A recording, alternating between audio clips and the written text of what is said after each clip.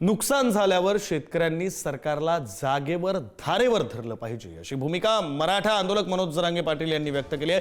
कोणाचीही सत्ता येऊ द्या, शेतकऱ्यांच्या नशिबी दुःखाचे भोग आहेत असं जरांगे म्हणतात। तर आपण सरकारच्या आशेवर जगून चालणार नाही असं म्हणत सरकार देत नाही तेव्हा सरकारला सगळ्या शेतकऱ्यांनी धारेवर धरलं पाहिजे असंही जरांगे पाटलांनी म्हटलं।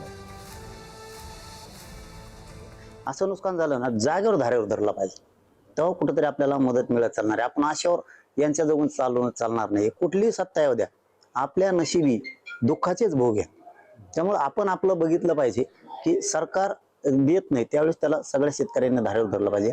आता तरी शेतकऱ्यांनी इतकं नुकसान झालंय गारपिटीमुळं, त्याच्यामुळे पश्चिम महाराष्ट्रात मराठवाड्यात सगळ्यात जास्त झाले। त्यांचं तातडीनं त्यांना नुकसान भरपाई तातडीनं दिली पाहिजे आणि हे काम बावनकुळे साहेबांनी लवकर करावं, सर्वे तसा करायला लावावा आणि देण्याचं काम लवकर शेतकऱ्यांच्या पदरात निधी दिला पाहिजे नुकसान भरपाईचा।